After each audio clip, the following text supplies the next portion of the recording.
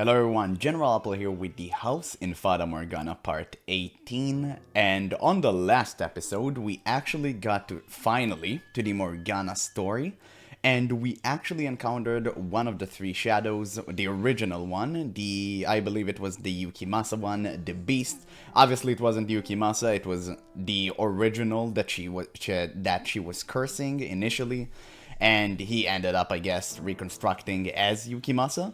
So we experienced her story that involves him, and we only were just about to start the second one. So let's see who this person was, because I'm dying to know how her story continues. It was so good. It was truly good. So hopefully we will understand why she cursed everybody. Now, on with the story. I was at a complete loss for some time after that. I didn't want to return to the city because I knew there was no one left who would take me in. There was only the Lord who had bound me and drained me of my blood. So I wandered the roads, no destination in mind, and nothing to defend myself but the clothes on my back. Frankly, I'm rather surprised I wasn't attacked by bandits. After walking for days without food or water, my mind was hazy and my exhaustion at a peak.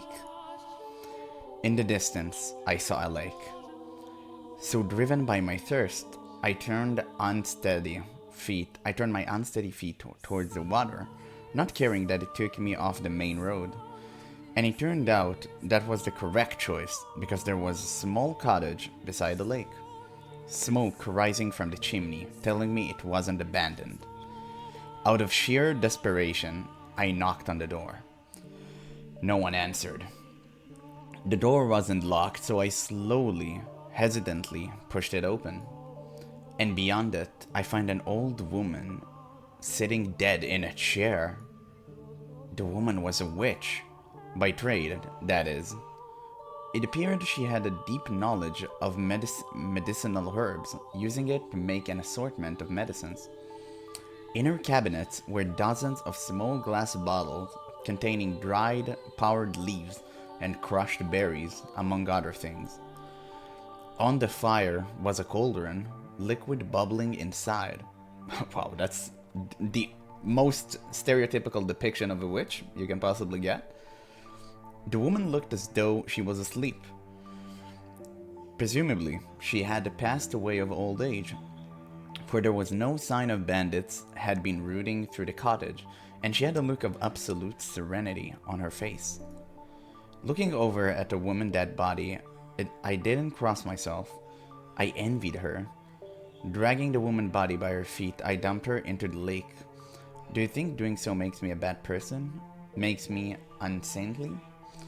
Well, I didn't have anywhere else to go, and the owner of the cozy cottage was no longer of this world. There was no reason I couldn't fill the home in her stead, was there? I deserved to have somewhere I felt comfortable after everything I'd been through, didn't I? And so, I took up residence in the old witch cottage, and remained there until my 16th year. By 16, a terrible cynicism had taken root in my heart. I had no trust for people. I shut them out, building high walls around myself. After such tumultuous, bloody childhood, it was all I could do to protect myself, to keep my young spirit from crackling. Nevertheless, travelers would on occasion pay the old witch cottage a visit, seeking her medicines.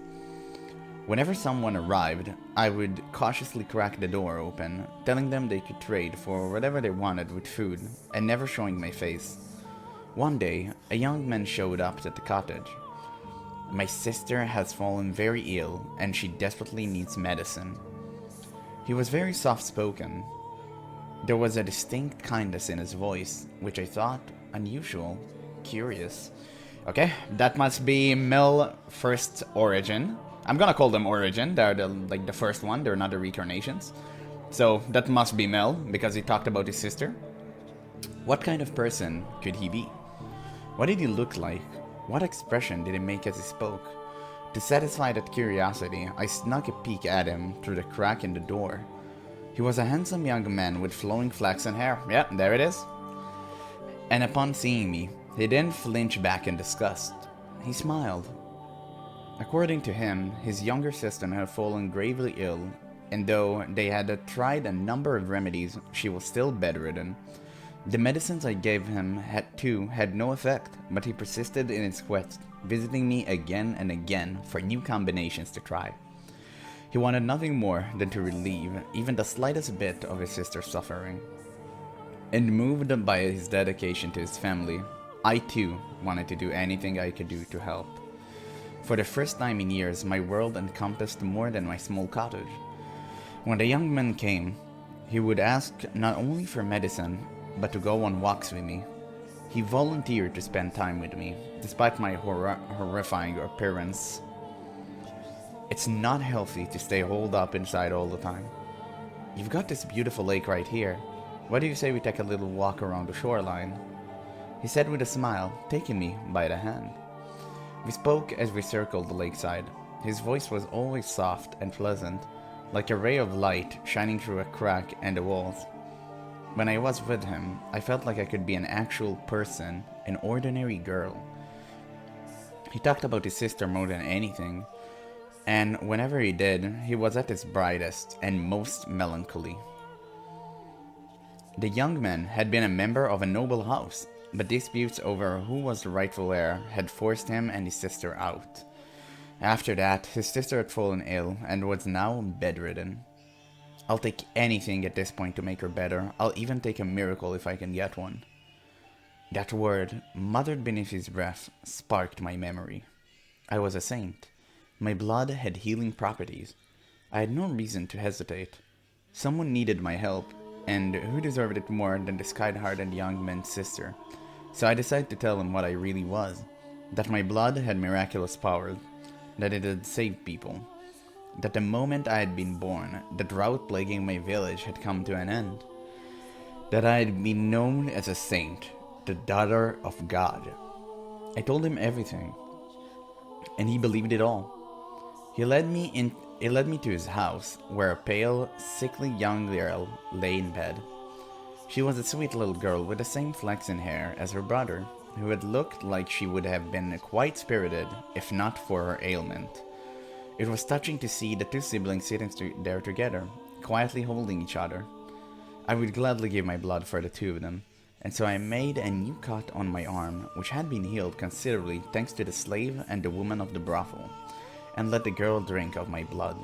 Neither of them had any doubt about my sainthood, and because they believed, a miracle occurred.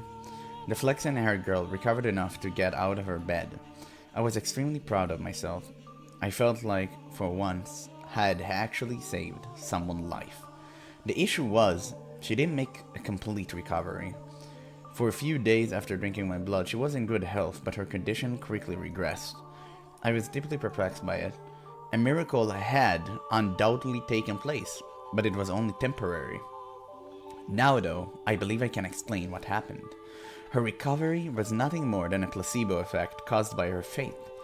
But that's something I couldn't have known at the time. We were all three perplexed, and we were all three disheartened.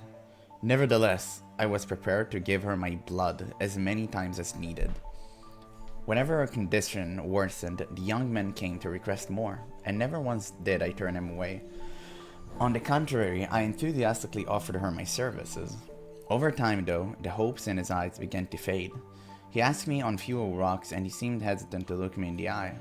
I assumed it was out of discomfort, out of guilt, out of shame about asking for blood. But I didn't think his concerns were for me, rather himself and his sister. As I mentioned earlier, blood was considered unclean in our time. And not only was I giving mine away, I was having his sister imbibe it. Looking at it that way, it would hardly be a surprise for him, or anyone else, to think that what I was doing was depraved. As time passed, the flaxen-haired young man seemed to grow more and more disturbed by me. That was what I got for opening up. That was what I got for letting his kind, warm light shine in on me. The moment things went bad, he pulled away, There were times when I thought I shouldn't have done anything in the first place, but regardless, I held fast to my original decision.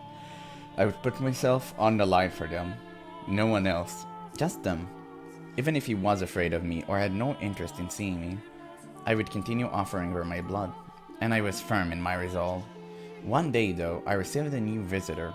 The young man was still the only one I would show my face to, the only guest I had let into my walls. So, as usual, I took the man request from behind the cottage door, but I could hardly believe my ears when he began speaking. Are you the witch with the miracle blood? First, how did you know my blood had powers? Second, why had he called me a witch and not a saint? Third, why did he sound like the man who had slaughtered the slave carriage? Oh, I told the man he had to leave, that I would not be opening the door for any reason. In response, he said, I am in need of your blood. Could you not spare a little? My blood was for the sick and needy. I would never spare a drop for a murderer like him. And I told the man exactly that, demanding he leave. All I could think about was the pile of bodies, the fountain of blood, the men drenched in crimson, wearing a ghastly smirk. I trembled behind the door, fearing he may go on another such rampage. But instead, he gave a simple, as you say, and went on his way. I let out a deep sigh of relief, which is when I realized tears were rolling down of both of my cheeks, like an ordinary girl.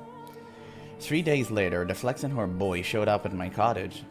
I'm sorry for being so distant lately. I want to talk things over. Those two sentences were like a light shining from above. I want to talk to him too. I wanted to take a walk around the lake and listen to him talk about nothing.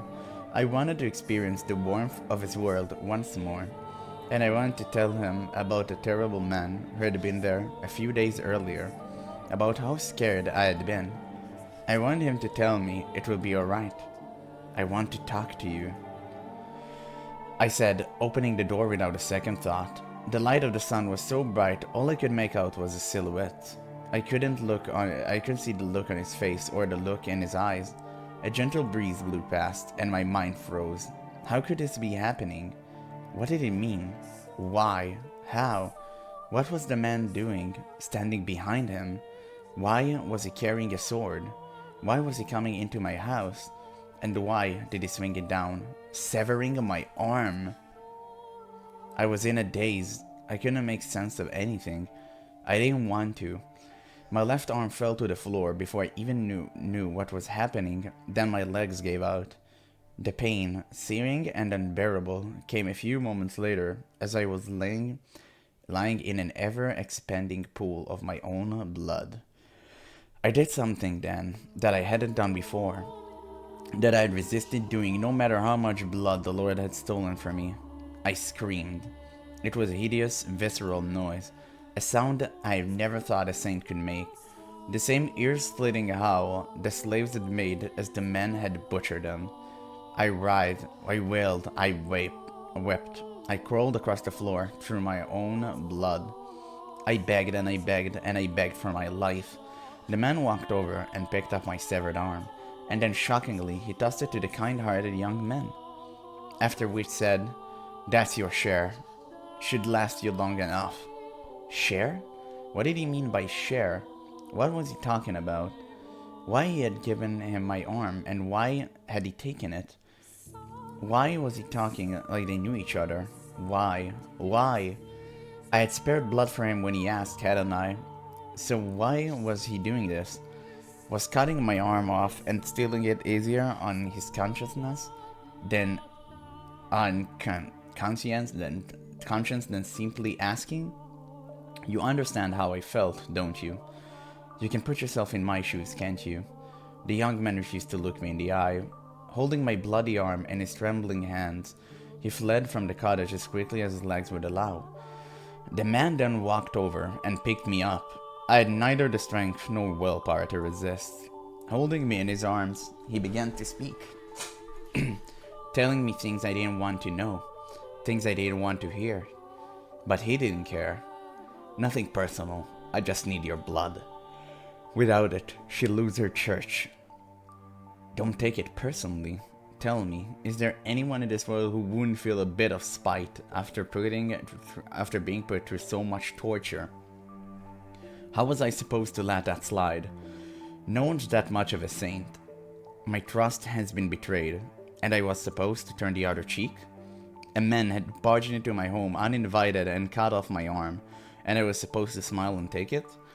Is there anyone, anywhere, who doesn't feel even the slightest bit of hatred ever? Is there anyone in this world who could just laugh and brush off this level of abuse? Tell me, is there? How could I not hold a grudge? How could I not despise them? How could I possibly forgive them? Tell me, please.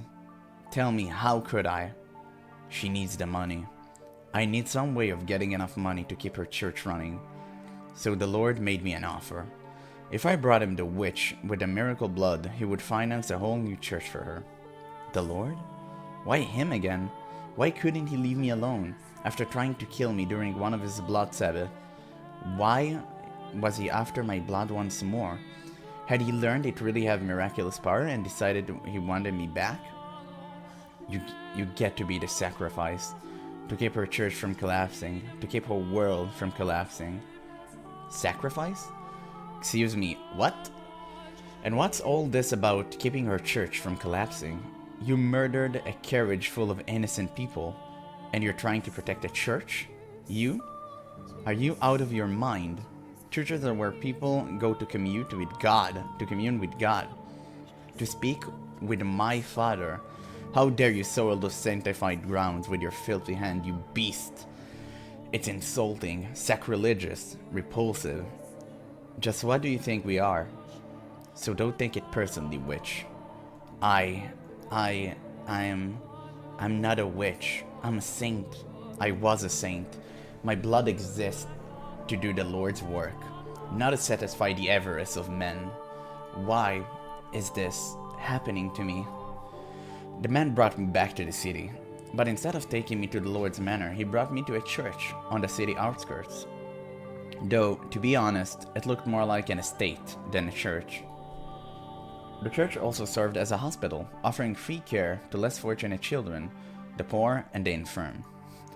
That was when I learned why he had said they needed money.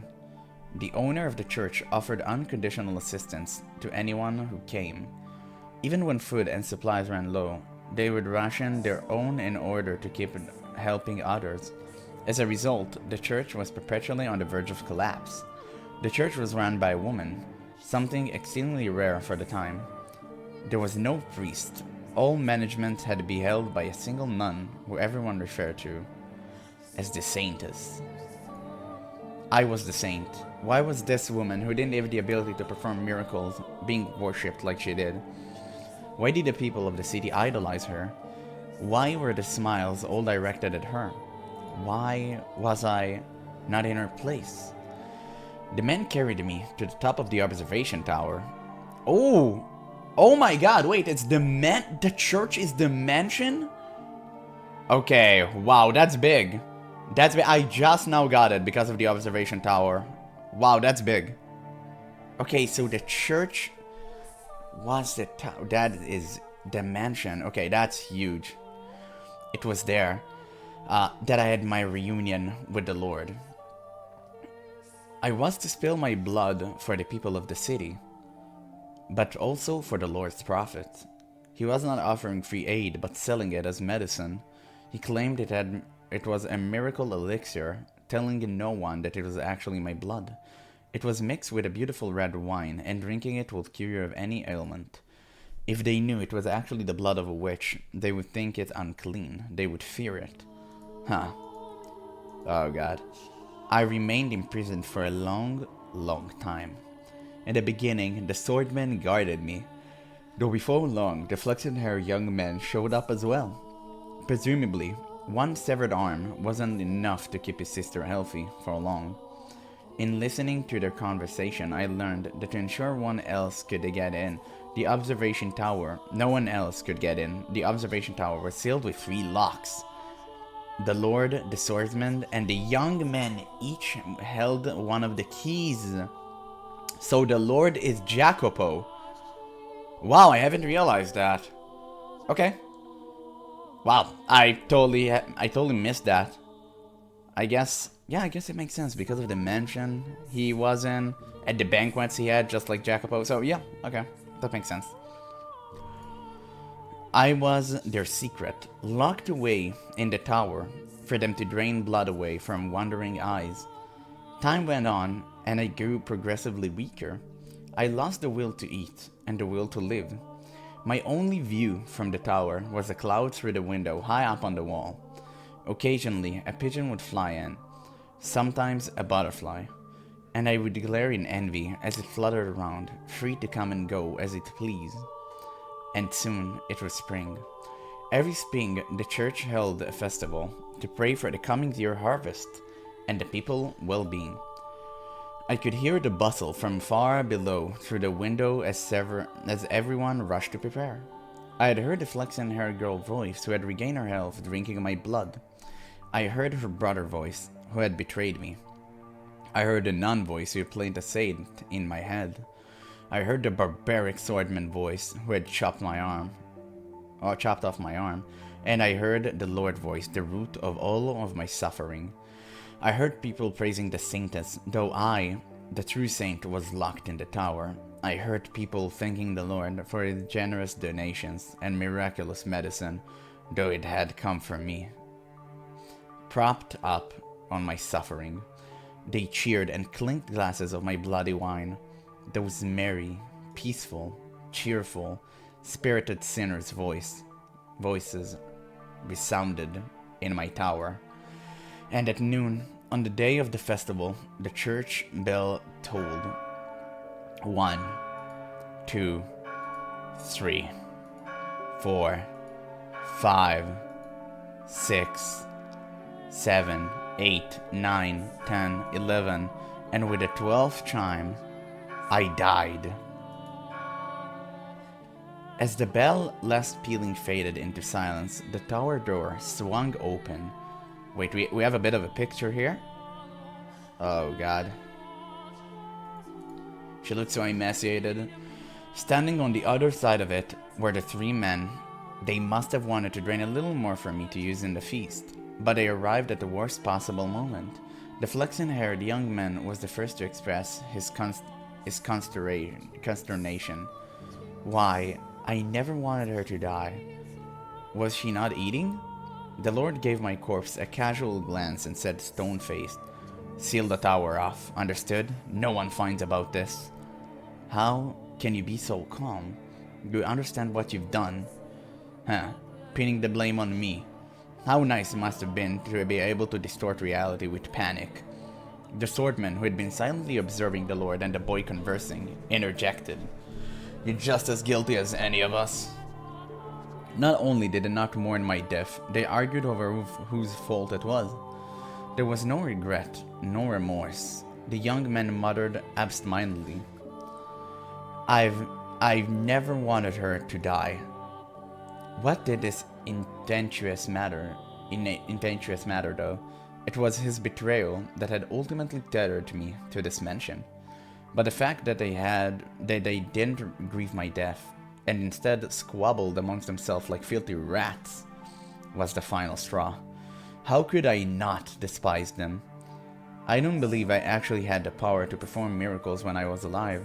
It was all faith, the illusion of belief. I was neither a saint nor a witch. The blood wine was only effective because people placed their faith in the other saintans. I was only ever human, but then, in that moment, an actual miracle occurred. My father bestowed upon me his power, or perhaps it was the devil who lent me his strength.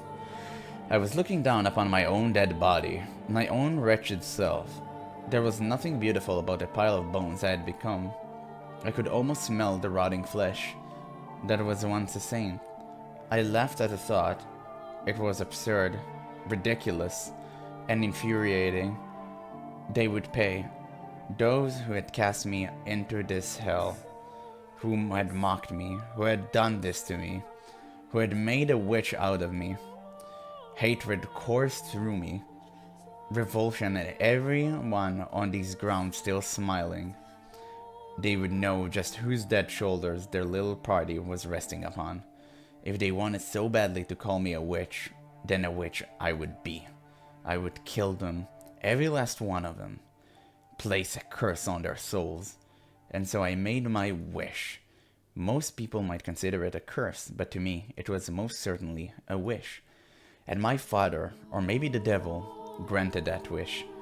From the garden, there rose a scream. The flaxen-haired young man knew that voice better than anyone. He went deathly pale, darting down the spiral staircase until he reached a window. A young girl was on her knees, vomiting blood in the grass. The young man let out a yelp as he descended the remainder of the staircase. As soon as he reached the garden, he lifted the girl in his arms, but she had already perished. Realizing this, he cried to the heavens, saying the one thing he should have kept to himself. The witch killed her. The blood of the witch killed my sister. That wine you're drinking is no medicine. It's the blood of the witch. You're all drinking witch blood. Crushed by the loss of his only family, the young man picked up a silver fork and plunged it into his own throat, ending his life. Naturally, there was an uproar. Goblets of wine crashed against the earth in rapid succession as the people holding them fell to the ground and vomited or convulsed. The nun was the first target of their outrage. What she had claimed to be medicine had turned out to be blood of an unclean substance, the blood of a witch no less. A servant of the church, a servant of the Lord, had given her followers blood to drink.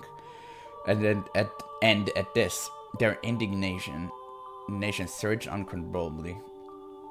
The people surrounded her, tying her up and throwing her to the ground. As they prepared to inflict righteous justice upon her, the swordman soared down the stairs and into the garden, plunging his blade into anyone standing near the nun. The cries of agony ringing through the church grounds were ear-splitting. It was no longer a place of God, but hell on earth. Hell built up by the hands of a man. Hell painted red with the blood of their brothers. The people armed themselves with anything they could find and went after the man. As much of a beast as he may have been, he stood little chance against such numbers. It is in the face of the beast to be exterminated. It is in the fate of the beast to be exterminated by those he terrorized. And once he was gone, the nun had no one left to protect her. She too was consumed by their frenzy. All that remained was inextinguishable inferno, hysteria and despair, madness and outrage, and no outlet for it. It was a revolt that made the slaves' uprising at the Lord Manor to look like a game. Eventually, the rage found a new target, the Lord.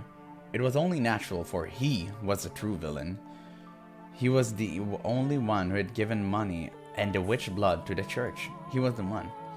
He was the one who had profited of it. And above all, people often resented those who stood above them.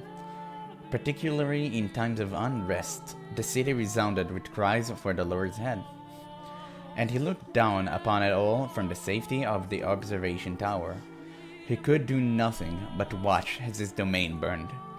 I can only imagine how painful that must have been. But before long, having seemingly have made his peace, he began descending the spiral staircase. He opened the door at the bottom, revealing himself to his people.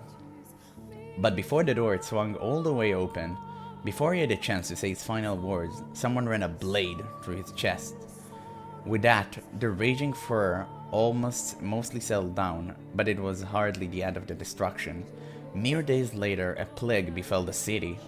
Dreadful black spots covered the flesh of the infected. They writhed in pain, screaming and vomiting blood. Ghastly howls echoed through the streets, as though the whole city had been possessed. It became a cursed land. In their diseased haze, the people muttered again and again, "We have been cursed by the witch." In less than a week, the entire city was dead. My body left abandoned at the top of the observation tower. And as if to seal the curse away, in their final days, the people shuttered all windows, wrapping the house in darkness. It's possible that was no miracle either. You can easily explain what happened to them. Locked away for so long in that dirty tower, maybe I caught some kind of disease. And when the people drank my blood, they too were infected. Hardly anything out of the ordinary about that. The first to die, the girl, had already been ill. Her body merely chose the worst possible time to yield to her ailment. That was all that had happened. Indeed, it was nothing more than a fluke, an improbable stroke of luck, an unbelievably unfortunate accident for the city and those 3 men, an indescribably fortunate accident for myself. But I wish to believe it was a miracle, that even if my blood didn't have any healing properties, and even if I wasn't a saint, my wish, my curse, was what caused that uprising. That was my miracle, granted to me by God or the devil. I choose to believe that. And that my miracle took on its true form thereafter. My curse had brought death upon the 3 men, but for whatever reason, my rancor was far from sated. They had died. So what? Death is but a transient agony. It's nothing compared to what I went through, so I made my next wish. I wished for their reconstruction. I wished eternal suffering on their souls. I wished to trap them in a never-ending cycle of pain and hatred. This was my wish for the flaxen-haired young man. He treasured his dear sister, and he desired a quiet life, so I wished for him to have just that, and I wished for a dearly beloved sister to love him more than anything in the world, for his world to be destroyed by love gone too far. This was my wish for the beast-like man. He was conscious of his tendency for violence, and he yearned to be more human, so I had his inner beast toned up just a little. I saw to it that he would never be human, so he would never have the peace he so desired. My wish for the Lord was more straightforward. He seemed to have great affection for wealth and authority, so I ensured those were the only things he could ever have. Who needs love or friendship when you could be drowning in power? Once he had lost everything, his solitude would be his only companion. Wishes can come true, as long as you always hold fast, never stop wishing, never surrender. They can come true. Eternal suffering on all their souls. An endless cycle of reconstruction and unavoidable tragedy. Tell me, my dear, do you sympathize with me? Will you curse them with me? Will you take my hand and revile them with me? Will relive them. Oh god. Okay, now we understood. Now we understood the entire story. This time, when my body crashes into the tower stairs, I am unable to make a noise. The obstruction is less mental and more physical. The excruciating pain. It's so intense I can't even eke out a scream. My vision is distorted, my mind thick with fog. I feel like I'll fall into a bottomless pit if I loosen my grip on my consciousness even slightly. Through the haze, I see my own severed left arm, reflected in the pool of blood. I see my face, large chunks of flesh peeled off. Ah, look at you, trying to crawl up those stairs like a worm. How pathetic. It's like I'm looking at my old self. I can barely form a coherent thought. I can't lament her inhuman fate, can mourn for her, or be shocked by revelation about the 3 men and their history with them. Pain, it fills every corner of my mind, every nook and cranny of my body. You figured it out by now, haven't you, my dear? You'll never make it to me. It's not possible, but it's not your fault. It's because you're weak, not because you're weak. There's simply no one who can bear this pain. You're allowed to give up, to rest. There's nothing wrong with that. The pain, crushing weight, it's miserable, isn't it? But all you have to do is turn back, and it will all go away. The witch whispered her sweet temptations. You've put in a fine effort. There's no shame in throwing in the towel. Her voice is soft, gentle, pleasant. I have no idea what this word is. I'm not even gonna bother. Concede defeat. Well, I have a feeling we will have a choice soon, so let's save real quick. If I do, it'll all go away. The searing pain spreading from the stump of my left arm. The sensation of being perpetually drained of my blood. The miserable solitude of staring at a door that never opens. The laughter I can hear through the window. My miserable wailing and this maddening hatred. I can end it all. That's right, it will all be over. You have the power to make it stop. Make it all stop. No, I can't let that happen. No, I have to get her back at my side. I'll do anything to take her back, even if it means I end up 1,000 tiny scraps of meat. I will not give up on her for any reason. You won't, will you?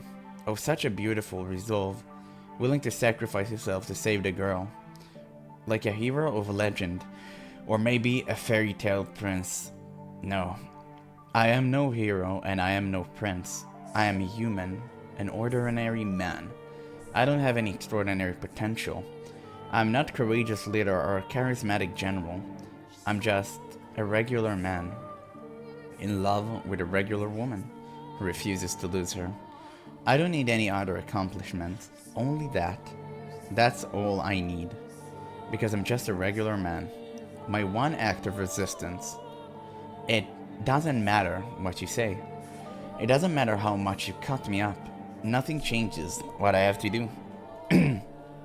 I have to take her back and set her free of this mansion, nothing else.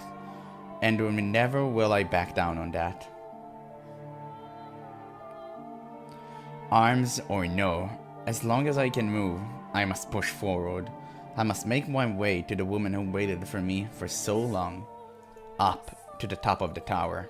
Forward, ever onward. Oh, he reached the door, dragging my bloody body, paying the pain no mind. I once more arrived at the top of the observation tower. I had placed my hand on the door, holding myself with my lacerated right arm. Take a moment to catch my breath, then lift my head, gaze into the void and shout her name. Morgana! I pity you, I truly do.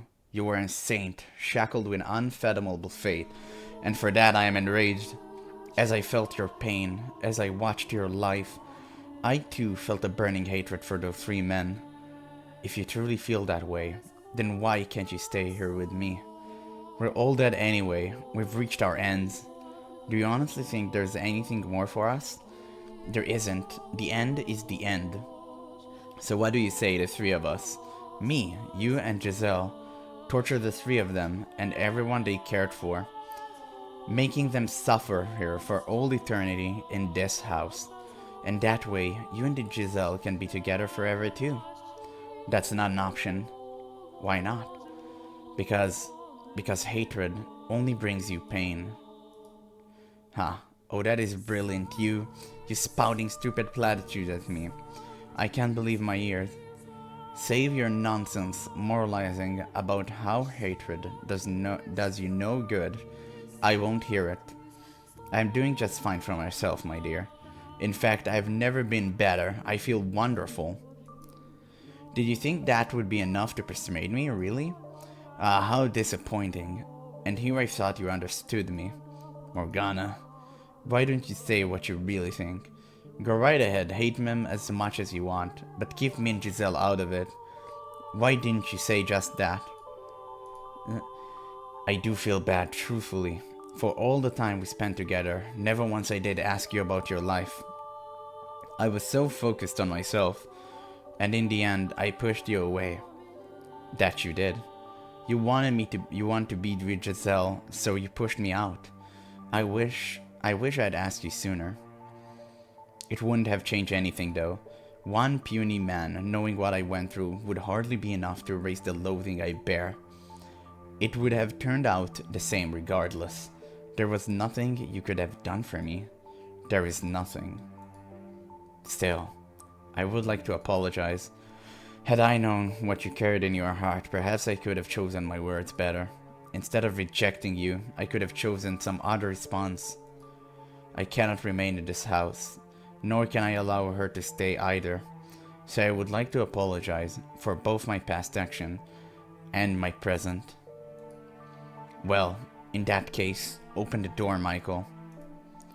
I take another moment to catch my breath, and then I gather my strength into the hand on the door. Blood seeps from my fingertips, slowly trickling down the rough surface. It reminds me of my death. I'm coming for you. I push open the door, praying that it will be the last, that beyond it lies the light for Giselle, and if possible, that it might cast a bit of light on Morgana Hart as well. What? However, why am I in my bedroom? What I find behind the door is the last thing I expect. Huh? As she appears from the shadows of my chamber, I can't conceal my surprise. Oh, it's Giselle. Giselle? Is this another illusion, Morgana? No, it's not. I am the real me. Thank you for coming all the way here for me. She's thanking me. So why isn't she smiling? That was very kind and courageous of you, Michael. I am deeply moved you could have such compassion not only for her, but for someone like me. But you know what else you are? You are warm. What is this? What is it this time, Morgana? What do you say we pull back the curtain, my dear? What curtain? There's one detail that hasn't yet come to light. This isn't your first return to the mansion, is it? You've been back numerous times. Each time not remembering her, and each time hurting her even more. What are you talking about? What am I talking about? Oh, you know good and well, my dear. Or do you honestly believe that all the other pieces were in their rightful place and you alone were some exception? I never... Tell me, how was it? Living in so many different eras, not knowing who you were, and playing with all the different men. No, you're out of your mind.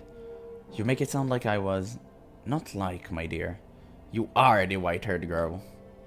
Enough, how could you possibly confuse me with her? To tell you the truth, I couldn't see you as anyone else. Your white hair, red eyes, porcelain skin, and your name. Tell me, what about you isn't the same? We're not the same person. I saw the letter. What? The one you had hidden? No. And you didn't think that was worth mentioning? No, Giselle, I didn't mean... You're exactly right, my dear Giselle. He deceived you. He kept a very important secret from you. Despite showing up before you multiple times, he cast you aside again and again. No, that wasn't me. It wasn't... It all makes sense now. Nothing you ever did was for me. Giselle, Go on, Giselle. Tell him exactly how you feel. Michael. Don't. Please don't say it. Not that, please. I'm begging you. Stop. Please don't, Giselle. Not actually. Don't say it. A man at all, are you? Oh, my days.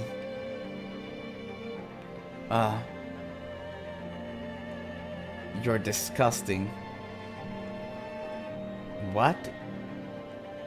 Bro, that's a massive twist. You're the only one it could have been, my dear. The only one who could have been the white-haired girl. The next moment, my whole world comes tumbling down. I could have borne anything. Losing my arm, having my face torn off. Any amount of pain I could have handled it. For you, I could have done it. But this? Hearing those words coming from your mouth, being rejected by you, that I cannot. Those words, they bury me alive. And you're the one person I never wanted to hear them from. Wait, so the picture he torn was of himself?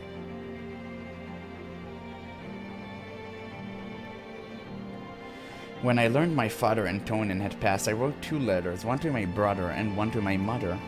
It was the first time I had found the courage to face my mother, to open up to her. I wanted to show her who I was, convince her that I wasn't cursed, so I could be myself when I returned to the capital with Giselle. Dear mother, there is something I wish to tell you, something that means a great deal to me.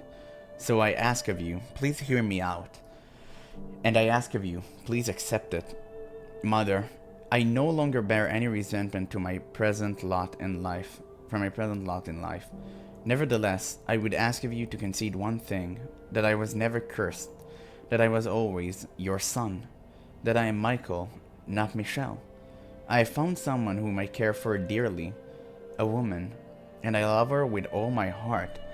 I would like to spend the rest of my life with her.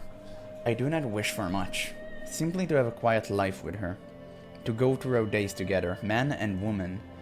That is the one thing I want. Mother, I know you're aware that my body is no longer female. I am a man. My heart is male, and I ask of you to please accept that. I have no grudge with you. In fact, I am incredibly grateful to you for bringing me into this world. With love, your dearest son. Shortly after sending that letter, I was killed. Oh my god. I was suspecting that because knights were killing him. I'm dragged down against my will into the darkness. Beneath me spreads my own past, my door, the door I swore never to open. But despite all my effort to resist, the door sucks me in, into a world I never want to see again.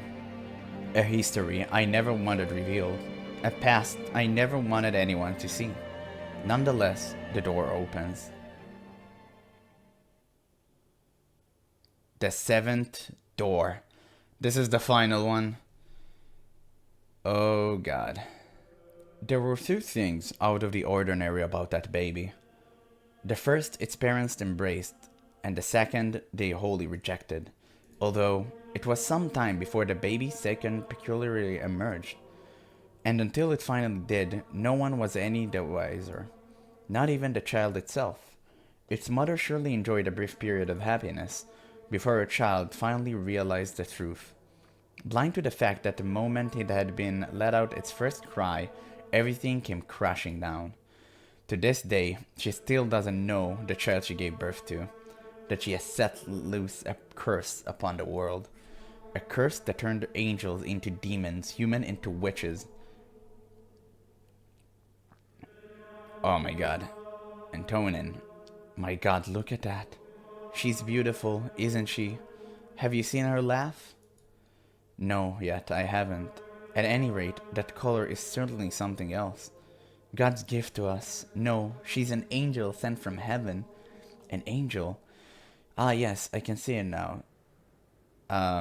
It's, how do you pronounce it? Lady, I assume? Her white hair and almost translucent skin, it's beautiful. Oh, she opened her eyes. Maybe she felt you nearby. Do you like your father more than me? Is that it, sweetheart? Gorgeous, aren't they? Such a deep, enchanting color. Like two little jewels. Ah, that they are. A magnificent shade of red. I've never seen anything like it. And this is our child. She's special. I can feel it. We have to take the good care of her. She needs a name, one that's just as special as her. Have you already chosen, Antonin? You were the one begging for a girl. You do it. Besides, I'm already had a rack my brain for the boy's name. Now it's your turn. Are you really going to let me?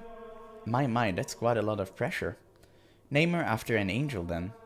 Ooh, I like that. Alright then. We'll call her Michel, after the archangel Michael. You'll grow up to be beautiful as an angel, my Michel. I've always wanted a little girl. Wait, so what happened? I'm so confused. With her snowy white hair, skin so pale you could see the veins beneath it, and her ruby red eyes, she was a very peculiar looking little girl, and her mother showered her with love. She truly believed her daughter was an angel sent from above, born as a human child. The blessed babe, born a girl, was given an angel name, Michael. Me.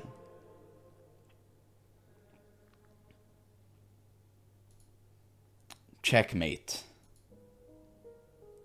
Oh, that's his brother. Diddler. Diddler. Didier. The Diddler is kinda uncalled for. Ah, I see. That was what you did. Oh, we can actually see them. Curses, I completely overlooked that. I thought you were advancing with your pawns, but that was all a diversion. You're too short-sighted, Didier. You need to look at the big picture. Sometimes it's the tactician and not the soldier holding the sword. Ha, you got me. You're quite good at this, Michel.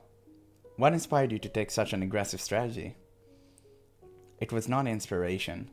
It was derivation. Chess is in many ways similar to real war tactics. Ah, my military texts. You haven't read all of them, have you? I have nothing but time. Impressive. Even I haven't read all of the books in my room. You planning to join the order with that kind of knowledge? You jest. You're the only one who's going to be a knight, Didier. Ha, that I am. War is the man's job after all. I want you to be there to welcome me home.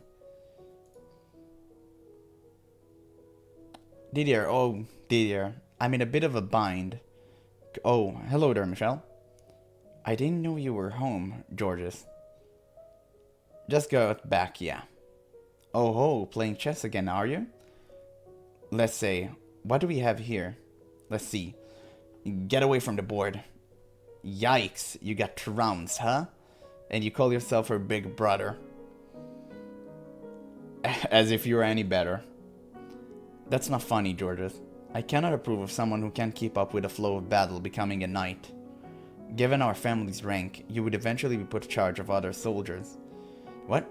Are you worried about me? No, I'm saying I have been blessed with such a caring sister. But fear not. I have a guardian angel after all. Where's the logic in that? Sorry to interrupt your moment, but does nobody listen to me? No, don't pout. So what seems to be the problem, Georgia? Yes, listen to this. The royal court is holding a swordsmanship show, and for some reason, I was selected to participate. How unfortunate for you. I can already see you on the ground sobbing. Hey now, that's just mean. Besides, my hand weren't meant to hold a sword. Look at these dainty fingers. They're covered in calluses. Dainty calluses. Tell me, why would you have an artist sword fight? That's the whole point, I would think. No need to get so worked up. No one's expecting you to win. Maybe not, but we do have a name to worry about. And you know what that means, don't you? I'm going to lose. That's a given. But I want to do it in her style. I feel bad for your sword. Oh, don't be like that. Now come on, time's a wasting. To the courtyard we go. Just so you know, if I train you, I'm going to train you right. All I want is to know how to look good. What is it, Michel? May I watch? Fine with me, but you know you can go outside. I'll be watching from the hall. I can open one of the windows facing the courtyard. Still, you need to be careful. You can't spend too much time in the sun. I know. I had two older brothers. The eldest, Didier, belonged to an order of knights that served the church, and below him was Georges, who served as a court artist. He was, in all likelihood, who would inherit the family estate, as knights were not formally allowed to own property. Nevertheless, the Bollinger family name was upheld by Didier. And then there was me, the youngest, the only daughter. Physically, I was not in particularly good health. Because of the color of my skin, I was hypersensitive to the sunlight. I rarely left the estate. My world was contained entirely within this wall. And perhaps, out of some sense of pity or compassion, my two brothers spent a good deal of time with me. Didier played chess with me, and Georges taught me how to draw. And among other things, they taught me how to read and write. For a girl, I was incredibly fortunate. The one thing I wasn't allowed to do, though, was hold a sword. Well, hardly anything unusual. It bothered me deeply, and it had for as long as I could remember. If I had been told I couldn't do it because I lacked the strength, I probably would have accepted it. But the reason given was not that I was weak, but that I was a girl. And with each passing year, that smoldering frustration in the back of my heart grew larger. Come on, put your back into it. Like I said, all I want is to put on a good show. Oh, you'll put on quite a show, unless you learn how to swing the sword properly. Give me a break. Out in the garden, my two brothers traded swing bare-chested. All I could do, though, was observe from afar. And every time I found myself forced to watch, I felt a sharp pain, like a needle piercing my chest. A needle that seems to be growing ever thicker. My mother and brothers loved me dearly, but that didn't change the fact that the outside world lay beyond my reach. I was trapped in the estate by my own body.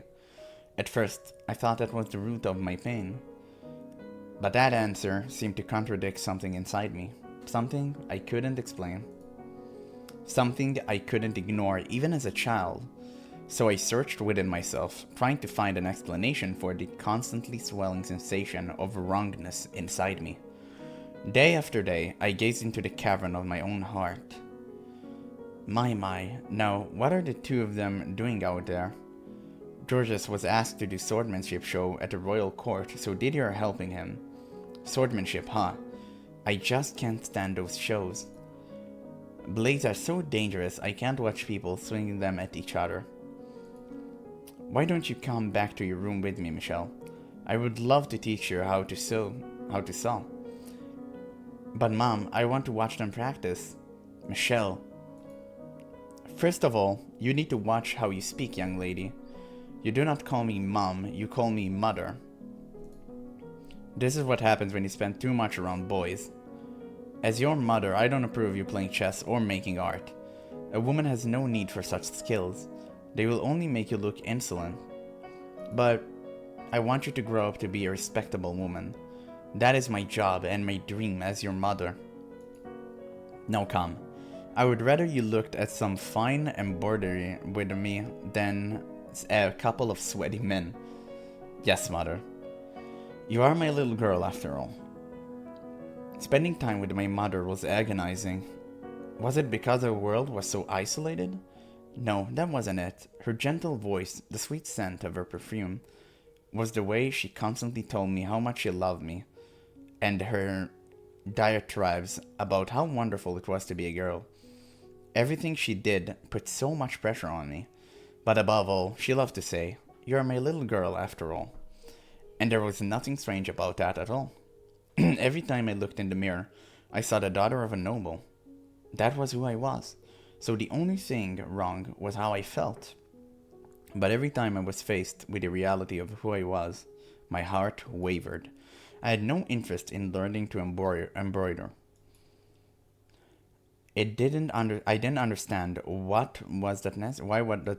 that was necessary. I knew that purpose. I knew what purpose it served. Everything she taught me I would need when I was wed off to some noble boy, and it was my responsibility to learn those things. It didn't feel right though. I couldn't even accept the fact that one day I would be married. It was but an ominous shadow lurking in my future. I would have preferred ravaging the books in Didier's room rather than having a conversation with my mother. Tales of heroes, of old and dauntless soldiers, military texts written by tacticians in the midst of war. Thinking about them set my heart aflutter and made me think about my brother. He was training to be a knight. I envisioned armor flecked with rust, a long sword glimmering with the blood of savages. Soon, I find myself in my fantasy, imagining how the sword would feel in my hands. I think her brother Georges was actually the one sending her the books whenever she was in dimension. The sensation of the hilt beneath my fingers, swinging it gallantly like my brother. How heavy was it? How much muscle would I need to carry it? How much impact would I feel in my hands when I struck something? How restricted would my vision be wearing a helmet? How much did it weigh? How hot was it inside? I had no way of answering any of those questions though.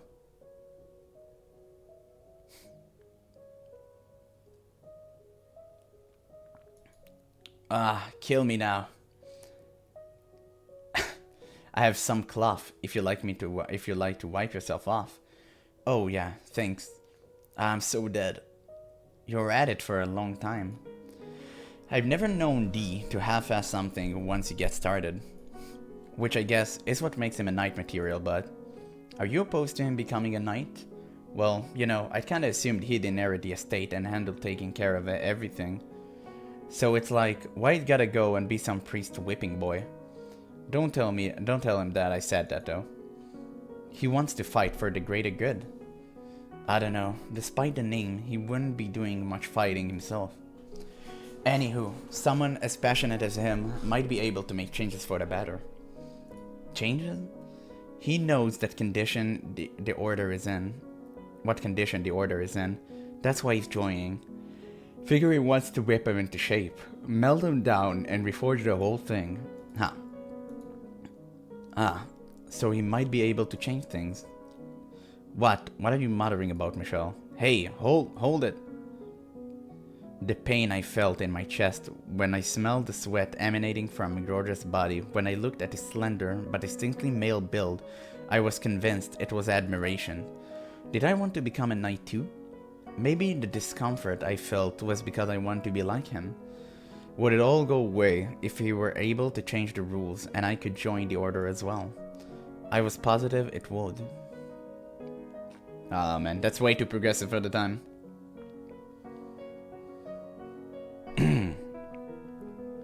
Didier.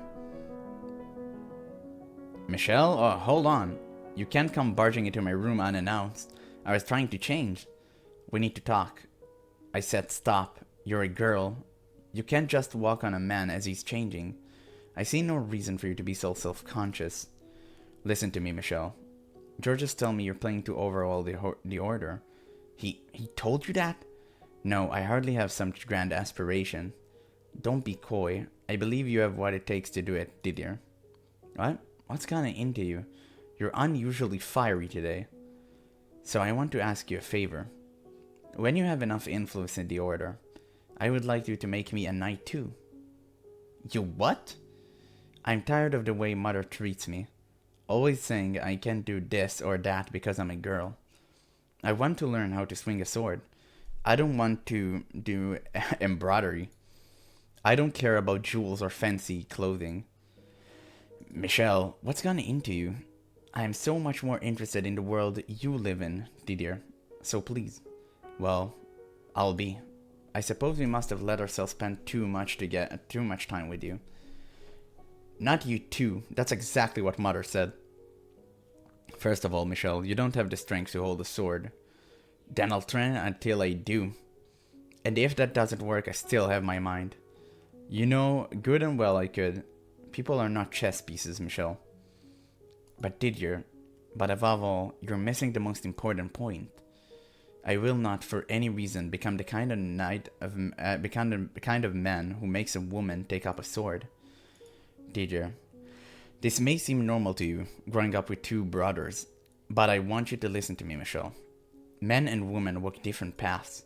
Men wield swords and fight against dangerous enemies, and they do so to protect the weak, women and children. I'm here to protect you and your mother. You're no different than her. You don't treat me any different than her. Honestly, what's gotten into you, Michel? Why wouldn't I treat you like daughter of the Bollinger estate? Your brother and I, we never meant to make you think. Forget it. What? I'm sorry, I knew that what I was asking was foolish. Oh. But I thought you would understand how I feel. Even just a little bit. What was I expecting him to understand? Even I didn't understand the things I felt. I want to know what had gotten into me far more than he did. What I had done was no matter than throw a temper tantrum. Was I that desperate to become a knight? No. I just thought that the key to the chains in my heart lay down that road, but ultimately, there was nothing. Assuming Didier had agreed, and assuming it did become a night, it wouldn't do anything for the core problem. As I dashed from my brother's room, I snuck a peek at him. His face was filled with intense perplexity, and how could I blame him? I had tried to push a dozen different ideals onto him at once, filled myself with the vain hope that he would somehow be able to make sense of me when I couldn't make sense of myself. And now, bubbling with unwarranted anger at being let down, I fled to my own chambers. I can only imagine how frustrating that must have been for him.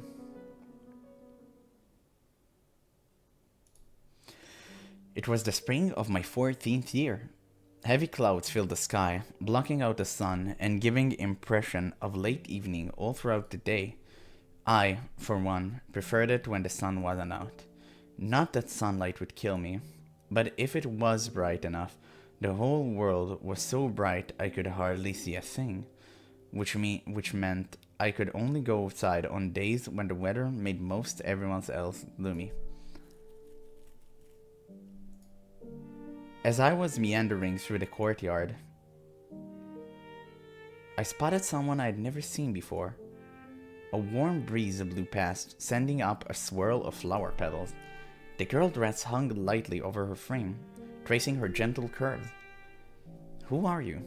I asked bluntly, and the girl twirled around, smiling. "Amy, my apologies. You just have such a beautiful courtyard here. I let myself in for a little walk." Long chestnut hair flowed over round, feminine shoulders. It swayed lightly in the wind.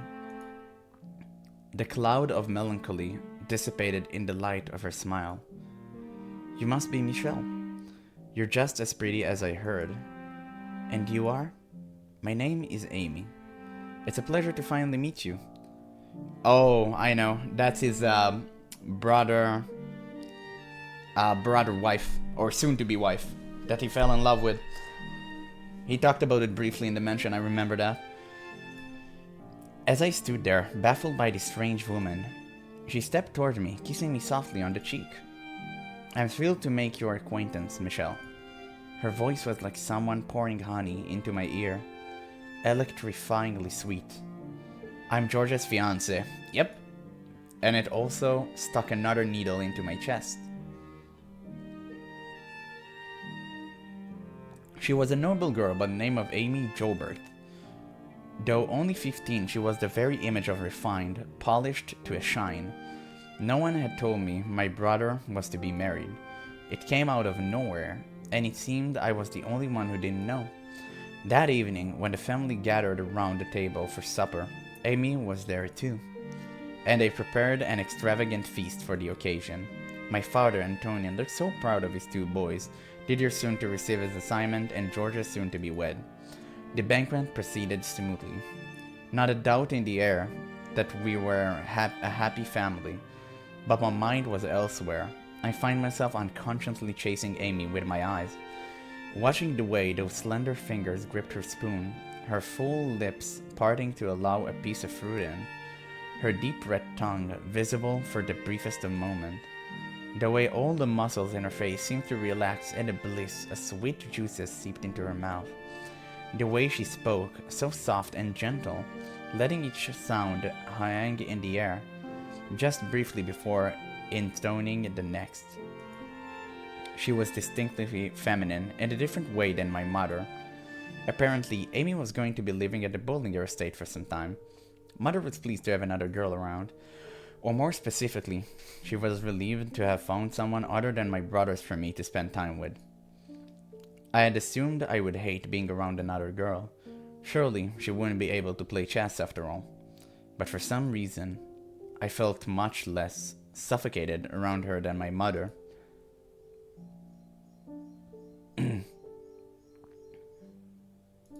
One night, Amy's family had an array of nobles from both houses. Social circles assembled at the estate for a party. A din of the likes of which I have never heard in my life filled the great hall. Everywhere I looked, there were people. Servants scrambled every which way. Silverware clanged against dishes in an almost constant hum. Voices from all directions. I felt moderately ill. Hey D, I feel like we're critically short on waitress. This don't look good for us. And who was it went about inviting everyone he came across again? Who are those people? They're artists like me. I met them at the court. Let's see, we have some painters, composers, sculptors, troubadours, poets, writers, you name it. None of them have any connection to the Joberts or the Bollingers. Sure they do. They're my friends. And you know, this is me and Amy party. You can play with your friends elsewhere. I hope you realize we have a reputation to uphold. Off in one corner, several men, presumably George's friends, gathered in a circle. They stood out from the other aristocrats, both in appearance and the air they gave off. The clothes they wore, the embroidery hidden beneath their jacket cuffs, their manner of speech, the way they held themselves. They were simply put, a far cry from the hard-headed Didier ideal party guests. Even watching them from afar, it was clear my two brothers ran in very different crowds. The only reason headstrong Didier and free-spirited Georges were able to get along at all was because they were brothers. If they had been strangers, I doubt their path would cross much, and if they did, those intersections would be quite rocky. Hey, come here, guys. George's shouting voice pulled my preoccupied mind back to the surface. He summoned his friends, then led them to where I stood. What are you doing hiding in the corner, Michel? I didn't even notice you. Allow me to introduce you to a few of my friends. Georges put his hand on my shoulders, peeling me off the wall and standing me in front of his male friends. Socialization was the last thing on my mind. I searched for Didier, hoping he would come to my rescue, but he was off trading pleasantries, facing away from me. This is my baby sister, Michel. Be nice. Georges, I don't... Gracious, your skin is even more pale than I imagined. It's like something out of a fairy tale. And why have you never brought her with you to the court? She'd be a sure hit.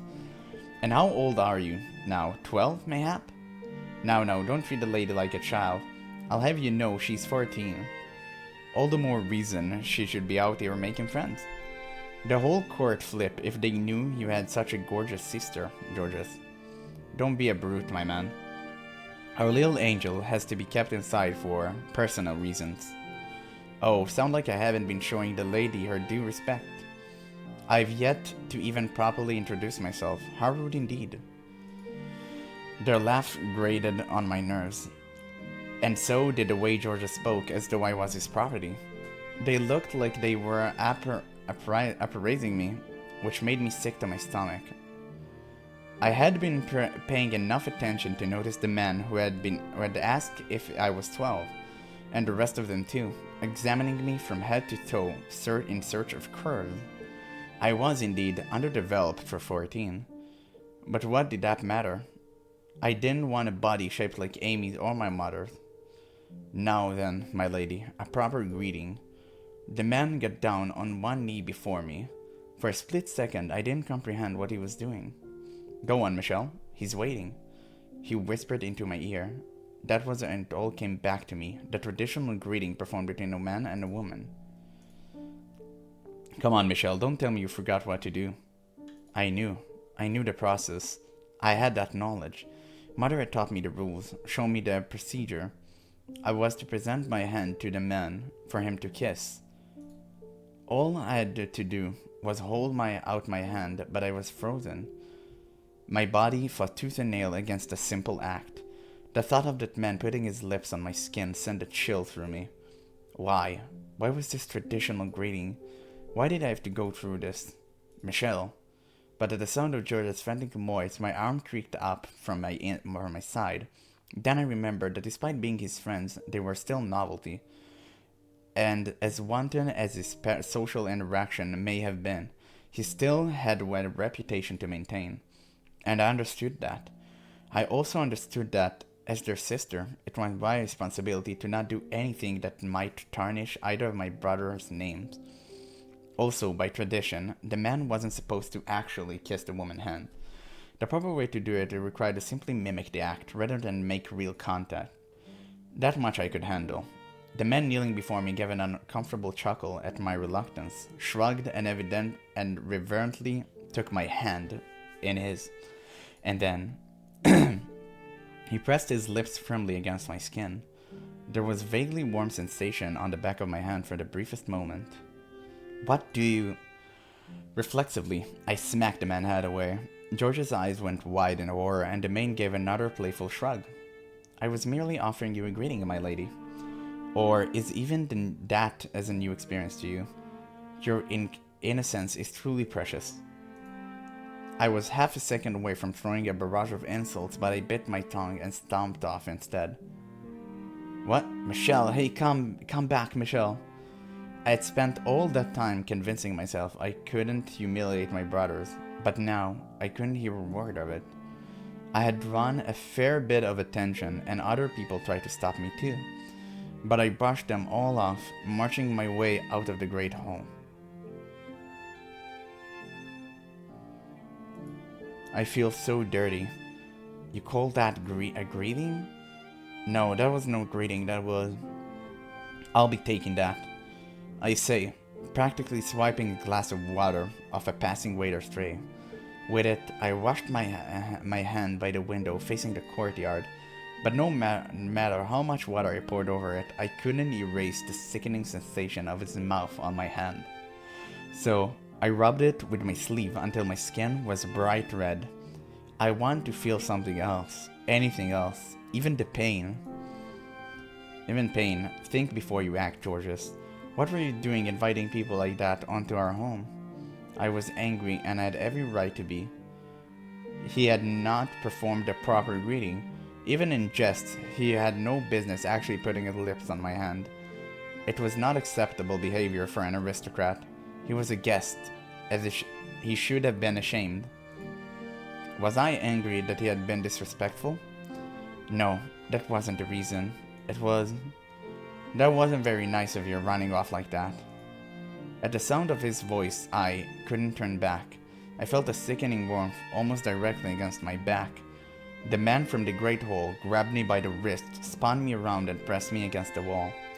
The bitter scent of wine wafted from above. What the hell are you doing? I tried a second time to get away from him, and that was when reality sunk in. I couldn't do it. All the strength I could have mustered wasn't enough to make the man's head budge. My arms were locked in place. I didn't think he was especially strong either. He was hardly built like Didier. And still, I couldn't move an inch. You've got a tongue like a boy, my lady. But I know some people fond of that these days. Can't say I mind myself. Let go. Had I always been this feeble? Were my arms truly so worthless I couldn't even escape this brute's grip? Why did I have to get stuck with his body? Now, just so we're clear, I'm not going to hurt you. I'm no monster. I promise you that. Then why are you holding me against the wall? Because I want to change to try and woo you. I apologize if I made you uncomfortable back there, but the second I laid eyes on you, I knew you were a keeper. Then let go of me. But if I do that, you'll run away. And it's my personal rule to never let go of anything I like. Your brother says you can't go outside, so if I set you loose now, I might never get a chance to catch you again. I want to vomit. Apparently taking my silence for approval, the man perked up and kept going. If you're not accustomed to being around men, then why not use this as an opportunity to get familiar?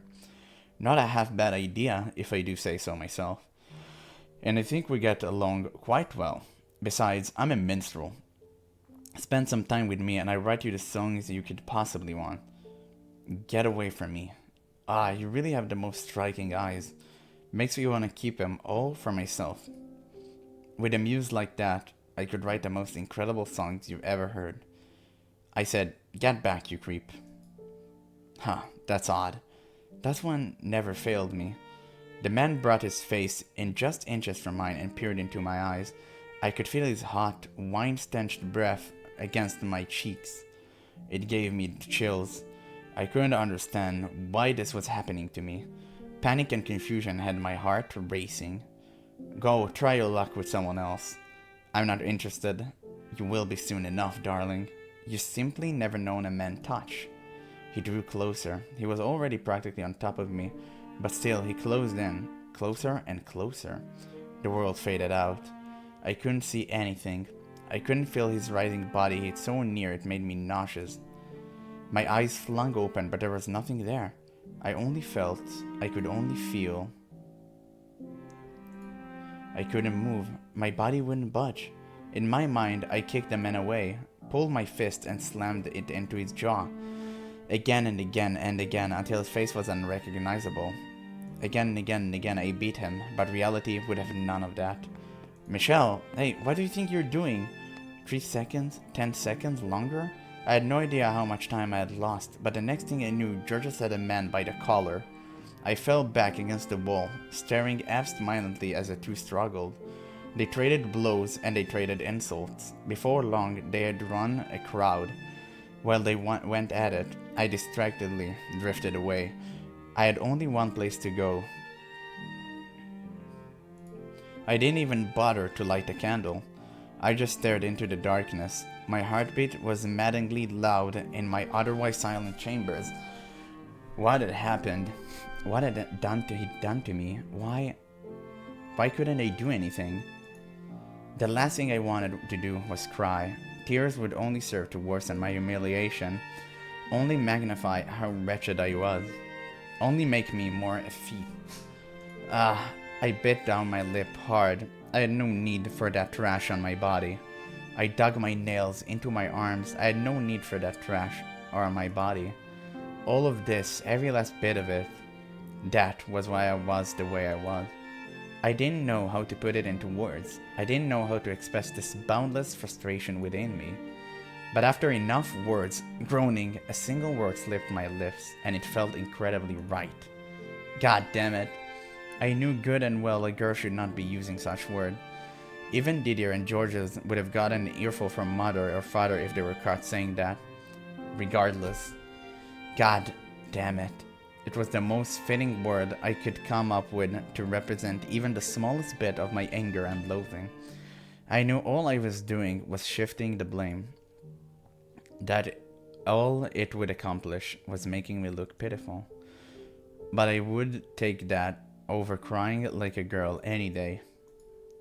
I let loose a sigh that was halfway to being a scream, then started clawing wildly at my hair. I wanted to yank out every last damn strand of it. I didn't want it. I didn't want any of it. Any of this body. But in that case, what I did want from my body. Michel? May I come in, Michel? It was George's voice, slightly muffled through the door. The man who had invited those people into this house. I would be lying if I said I didn't hold that against him. Michel. But at the same time, he had also come to my rescue. Besides, I hated myself the most. I despised myself for being so helpless. I'm sorry, Michel. I didn't mean to hurt you. It's not locked. After a few moments of silence, George stepped into my room. Your hair is a mess, Michel. And my God, you're bleeding. That was when I first noticed the stinging sensation in my lower lip. A metallic taste spread through my mouth. I had been biting it much harder than I realized, and there was a lot more blood than I'd expected. A trail of it was running down my chin, seconds from spilling onto my clothes when Georges wiped it away. I'm really sorry, Michel. He can be a real ass when he drinks. And he's a bit of a womanizer at that. I never expected he'd try to go after you though. I'm really sorry, I didn't mean for this to happen. There's a chance he might have genuinely taken a liking to you. That just make it worse. Sorry. You're right. I want to be a man you like, I understand. You want to be with a man you like, I understand. He ran his hand through my hair, as if trying to calm me down, at the same time cleaning up the mess I had made of it. It made me feel like I was some kind of a plaything, a joke of a doll. I don't want to be with anyone. I would never ever be comfortable with a man putting his hands on me like that. However, I'm sure you'll find someone eventually, Michel. Someone that feels right for you. I feel kind of awful for introducing you to him, but there are plenty of men in the world. You might not be interested now, but that'll change soon. It's a part of growing up. You'd be best off forgetting today ever happened. I was dead certain, but apparently that wasn't enough to convince him. The very idea that I might one day meet a man who I wanted to touch made my skin crawl. Why? Why did I feel like this? Was I just not interested in men? No, if that were the case, I wouldn't admire my brother's bodies. I didn't have an aversion to men. In fact, I enjoyed spending time with my brothers far more than indulging my mother and the woman's world. What couldn't stand was particular look men would sometimes give me. But why? Why did I not like that? I had no answer. My thoughts were only going in circles. Are you okay, Michel? He peered down at me, his face twisted in concern, but I couldn't answer him. How was I supposed to articulate this? My anger, my frustration, my irritation, my fear, and no confidence he would understand. Georges, how's Michael? Michel, Amy's voice came from the doorway. Inexplicably, I felt like someone had stuck their hand in my chest and now squeezing my heart. Like I had been caught in a compromising situation by the last person I wanted to see. She's doing good, aren't you? Yes, I'm fine. Glad to hear it. I was clearly lying and not even looking him in the eyes when I said that, but that seemed to have gone over George's head. Amy, on the other hand, you don't look fine at all, she said, a hint of pain in her voice, and then entered the room. Georges, father was asking for you. He says it's time to bring the gathering to a close. You should get going. I'll stay here with her. Oh, is he? Alright then. Sounds good. Once the sound of George's footstep had faded into nothing, Amy took a seat beside me, without warning, wrapped her arms around my shoulders. It's much better to talk to another girl at times like these. My heart leapt into my throat, but beyond the shock, I also find myself welcoming the warmth. It was pleasant, unlike the man. That must have been terrifying. But don't worry, you're safe now. It wasn't really, no. No need to pretend, sweetie. If a man had me pinned against a wall, I'd be scared too. I mean it, I wasn't scared. I'm just disappointed in myself. Alright, I believe you. You're a strong girl, Michel. There aren't many who would have been scared. There aren't many who wouldn't have been scared. I'll be sure to give Georges a stern talking to about his choice in friends. Something I learned today is that he's somewhat of a pushover. You're a lot more tenacious than I thought. As a woman in this world, you have to be. And if you're not, well, you figure out soon enough, Michel. Of course, even as strong as you are, I'm sure it'd still be difficult to forget what happened to you today. Georges had told me to forget it as soon as possible, and Amy that I wouldn't be able to. Was it a difference in their individual perspective, or was it a difference between the way men and women thought? I wasn't sure. As my head rested against her breast, a bit of my frustration slipped out. I couldn't move my arms at all. He didn't even seem all that strong. I couldn't believe that I was really so weak. That's just the way of the world, Michel. Men are physically stronger than women, so you'll almost never overpower one. You're not any weaker than a normal girl. Don't blame yourself. Though it wasn't the constellation I had hoped for, her words still filled me with warmth. I had exploited my own weakness to hear more of that soothing voice. And I alone knew how foolish I was in doing so. And that would be all for today's video. And man, what a video this was. This was an intense episode. We discovered so much. We finally discovered about Morgana's past and why she put a curse on those 3 men in the first place. And we actually just started the 7th door, which is, I'm pretty sure is the final one. And we started by seeing Michel's story, or Michael. I pronounce it differently depending on the situation, but yeah, we finally started her story. It's a her, it's a she, And yeah, now everything makes sense. And I mean, I did think about it whenever I see the white-haired girl being reincarnated constantly as a female, and it kind of struck me weird because I knew this was Michael, and I was like, why is he constantly reconstructing as a female and not a male? So the thought have crossed my mind, but now it confirmed my suspicions. So very, very interested to see how this story is about to go now. And well, we're getting close to the end, I guess. That's how it feels like. And I can't wait to play some more. So thank you guys so much for watching. And I'll catch you in the next one.